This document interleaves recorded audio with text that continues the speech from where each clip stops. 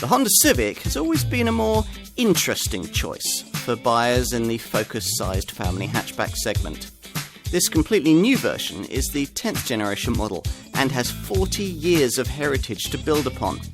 There's a more spacious, dynamic-looking body, stronger standards of safety and media connectivity, and perhaps most importantly, 2 completely fresh petrol engines.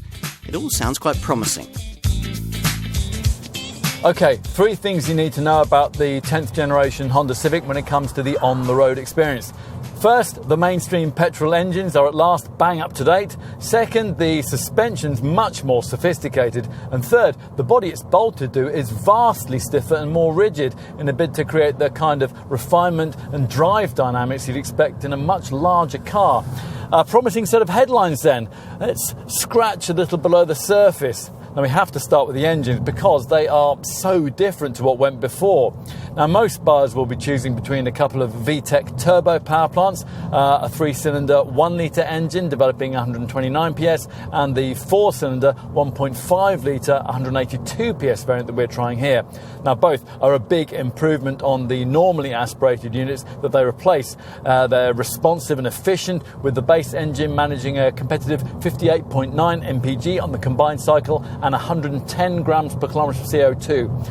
You'll be offered a CVT auto gearbox as an option, but we'd want to stay with the lovely snickety precision of a standard 6-speed stick shift.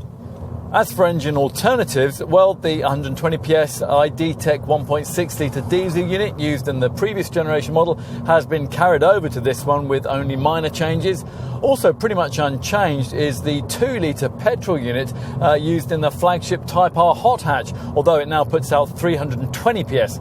You don't really need Type R style power though to really enjoy driving this car, thanks to a much stiffer body this time around that improves traction and body control. That more rigid structure also plays its part in contributing to the big car feel we referenced earlier, something further emphasised by the more sophisticated multi-link rear suspension setup, and that allows this model to cruise over potholes that its direct predecessors would have crashed through. Check out the on-paper stats of this 10th generation Civic and you'll find that in almost every respect it's conformed at last to conventional family hatchback expectations. Every respect that is, except one, and you're looking at it. The styling, just about the only part of this car created in Japan rather than Europe, remains unique, divisive and charismatic. Time to take a seat behind the wheel, where there's far more conformity to class convention than there was outside. Although, not to the point that you'd feel you were sitting in anything other than a Honda. Gone are the unusual split-level instruments and the driver-focused asymmetrical fascia. Instead, you now view a relatively conventionally styled instrument binnacle through this grippy 3-spoke wheel, although closer inspection reveals that the middle dial is actually a TFT LCD screen flanked by stylized digital temperature and fuel gauges. Anything this can't tell you will be covered off by this 7-inch centre dash infotainment screen. It comes complete with Garmin satellite navigation, internet browsing capability, a reversing camera, Apple CarPlay and Android Auto phone mirroring connectivity, and a DAB audio system with at least 8 speakers. Time to take a seat in the rear. There's 45mm more room for your knees and a full 95mm more space for your legs. As a result, there's probably more room back here than in any other Focus segment contender bar Skoda's Octavia.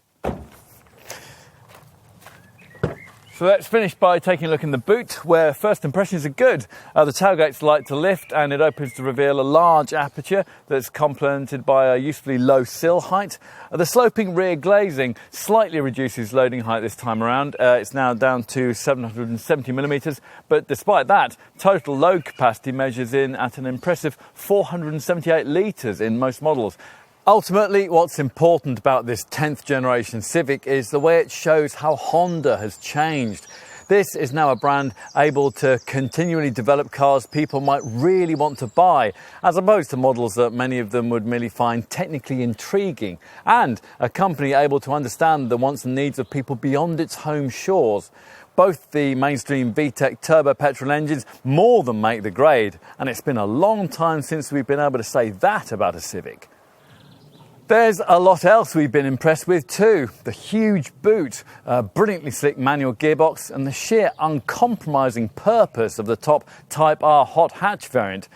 True, interior quality isn't quite a match for best-in-class rivals, but the cabin's now a lot easier to like and it's a lot bigger inside than it used to be. Plus, of course, this car's built in Britain, for what that's worth.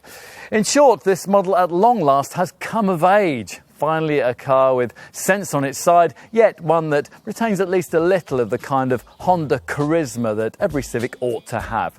It makes its segment a more interesting place.